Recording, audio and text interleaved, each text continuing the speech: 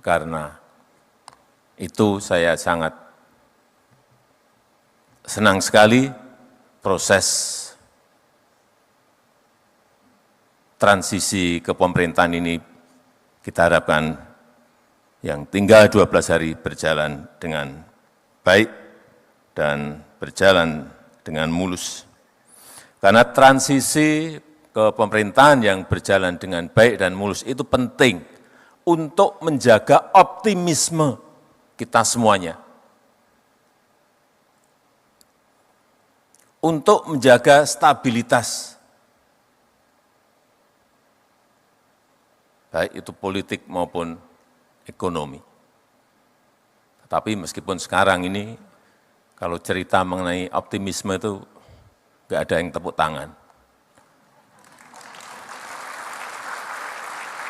Tapi, kalau yang disampaikan itu mengenai pesimisme, tepuk tangannya banyak banget. Panggung kita memang masih seperti itu. Begitu kita berbicara optimisme, nggak ada yang tepuk tangan. Tetapi kalau kita menyampaikan pesimisme, negativisme, tepuk tangannya kencang banget. Dan baru laku sekarang ini.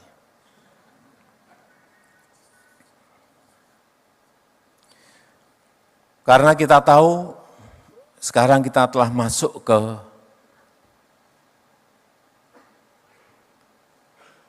abad Asia. Pergeseran dari barat menuju ke Asia. Growth pertumbuhan ekonomi juga bergeser semuanya ke Asia.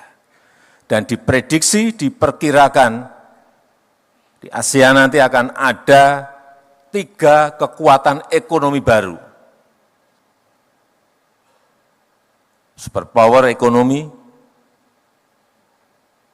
3 negara yang diperkirakan. India, China, dan Indonesia. Sekali lagi, ketiganya ada di Asia. Tapi hati-hati untuk menuju ke 3 negara tadi, menjadi superpower ekonomi, itu banyak tantangannya. Banyak syarat-syarat yang harus dilalui. Oleh sebab itu, optimisme itu penting. Menjaga optimisme itu penting. Tantangan yang kita hadapi, saya kira kita tahu semuanya. Perlambatan ekonomi global, yang diperkirakan masih di angka-angka 2,7, 2,8% rata-rata. Dan patut kita syukuri, Indonesia masih tumbuh di atas 5% growth-nya. Juga peningkatan tensi geopolitik. Perang Ukraina belum selesai, masuk perang Israel, Palestina, tambah lagi Israel, Lebanon, tambah lagi Iran dengan Israel, ketidakpastian ekonomi dunia semakin tidak jelas. Itulah yang tadi saya sampaikan, optimisme itu penting. Jangan kita terjebak pada rasa pesimisme karena ketidakpastian global, karena geopolitik dan lain-lainnya. Juga dampak perubahan iklim. Ini yang kita hadapi ke depan. Perlu semuanya mengantisipasi dan menyiapkan untuk ini. Dan di dalam negeri kita, urusan yang berkaitan dengan produktivitas. Bagaimana menaikkan produktivitas. ICOR kita, semuanya menjadi PR besar bagi pemerintahan yang akan datang. Tetapi di sisi lain, kita memiliki modal besar. Memiliki modal besar. Pertumbuhan ekonomi yang tetap terjaga di atas 5%. Kuartal kedua 2024 kita masih tumbuh 5,08%. Inflasi yang terus bisa kita kendalikan di angka 2-3%, ini juga merupakan modal yang sangat baik. Keyakinan konsumen, saya tadi pagi mendapatkan angka, tetap di level optimis di 124,4. Kemudian juga spending index kita, trennya meningkat. Kalau kita lihat di kuartal ketiga 2024 di 234,8, di kuartal ketiga 2023 145,8. Artinya secara year on year naik sangat tinggi sekali. Dan saat ini GDP per kapita kita sudah mencapai 5.060. 5.060. Dan kita harapkan 5 tahun ke depan bisa berada di atas 7.000. 10 tahun ke depan bisa di atas 9.000 dan seterusnya. Inilah yang harus kita jaga.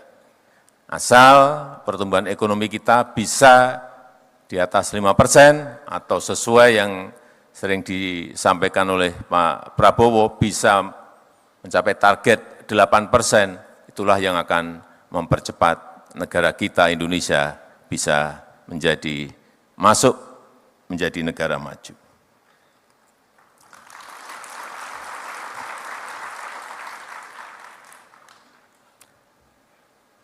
Menurut saya, ini bolak-balik saya sampaikan, yang pertama, hilirisasi itu menjadi sangat penting. Nilai tambah itu sangat penting. Tetapi yang kedua juga digitalisasi juga menjadi hal yang sangat penting. Satu, hilirisasi, yang kedua digitalisasi.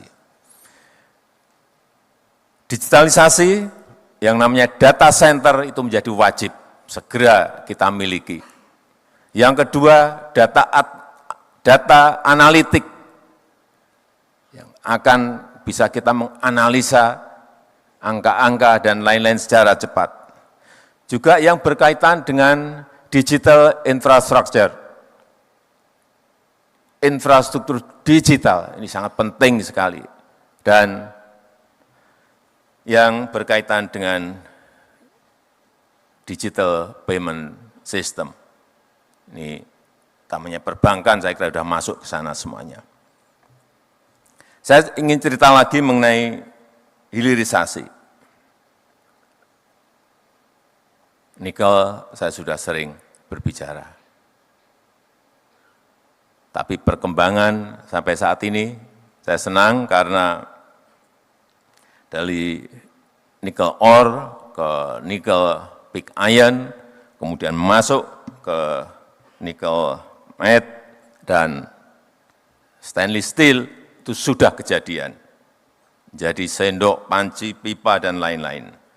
Kemudian yang nikel ore ke H-pile, kemudian menuju ke prekursor, cathode, dan sel baterai, itu juga sudah kejadian. Artinya barang-barang ini sudah diproduksi oleh industri-industri kita. Akibat dari kebijakan hilirisasi yang kita lakukan. Lompatannya kelihatan sekali. Dari yang 1,4 sampai 2 billion US dollar sebelum nikel di stop, kemudian melompat menjadi 34,8 billion US dollar, itu ada sebuah lompatan yang sangat besar sekali. Masuk, kemudian nikel sudah masuk ke copper, ke tembaga. Baru 2 minggu yang lalu kita resmikan sebuah smelter yang sangat besar yang dimiliki oleh PT Aman di Sumbawa yang bisa memproduksi kira-kira 900.000 ton konsentrat tembaga. Setelah itu juga dibuka lagi smelter milik PT Freeport Indonesia yang bisa memproduksi 3 juta konsentrat tembaga. Saya kadang-kadang membayangkan 3 juta konsentrat tembaga. Sangat gede sekali. Investasinya 56 triliun.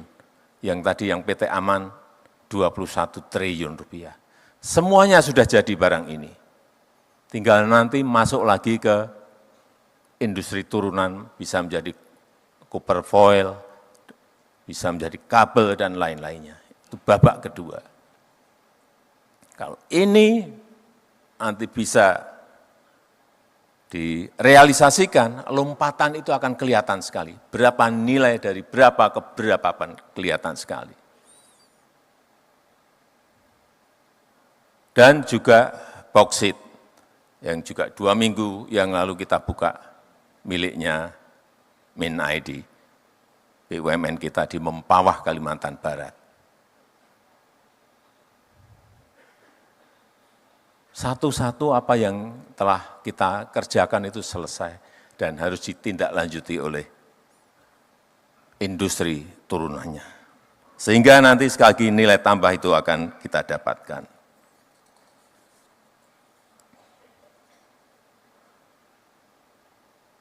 Nikel sudah, tembaga sudah, boksit sudah, nanti masuk ke timah dan lain-lain.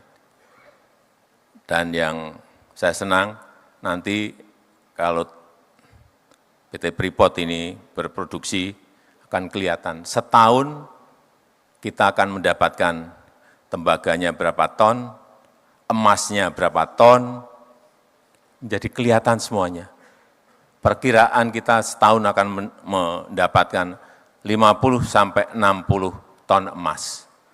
Yang sebelumnya lebih dari 50 tahun, karena kita belum ambil alih PT Freeport, emasnya itu larinya kemana kita nggak tahu.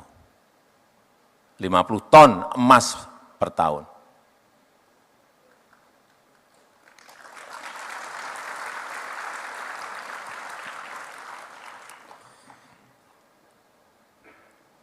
Karena penduduk kita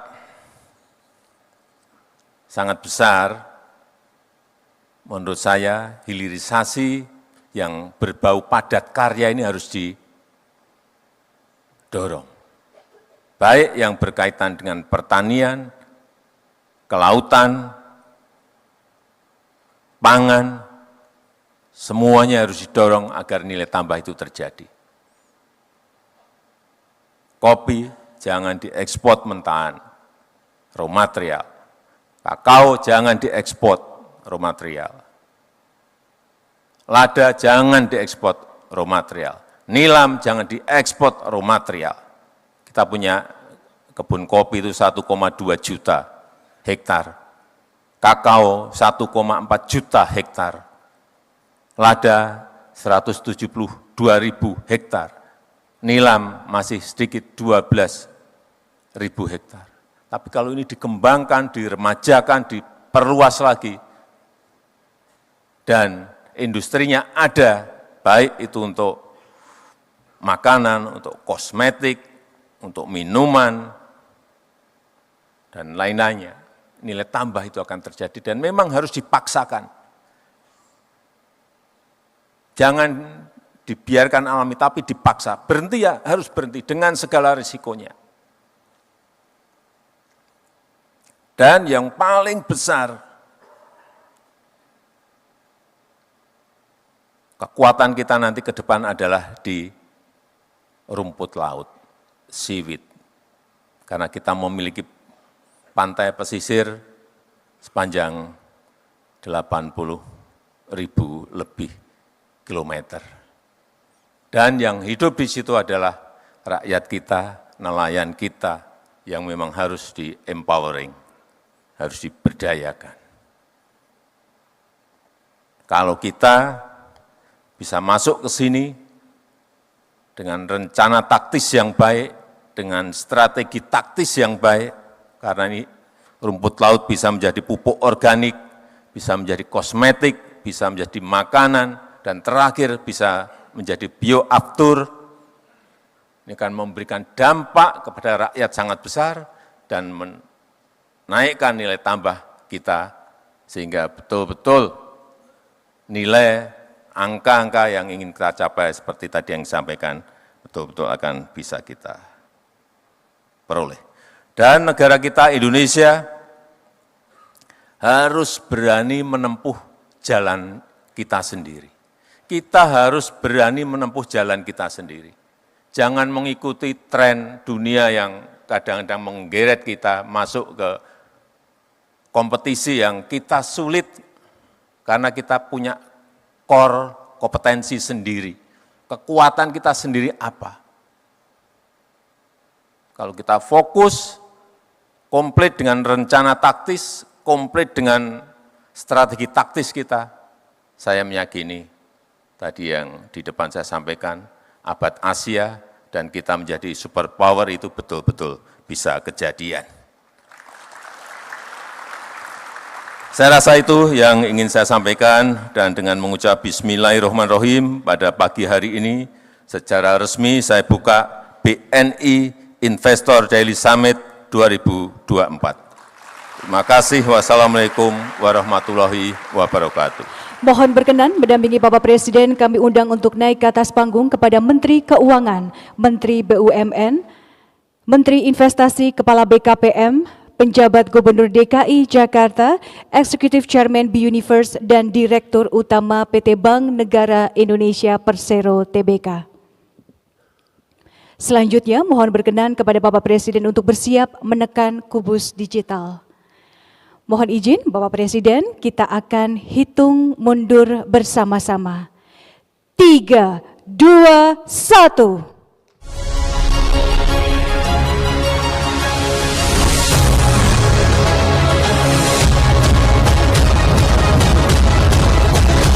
Hadirin sekalian, dengan demikian BNI Investor Daily Summit 2024 telah resmi dibuka oleh Presiden Republik Indonesia. Sekali lagi kita berikan tepuk tangan yang meriah.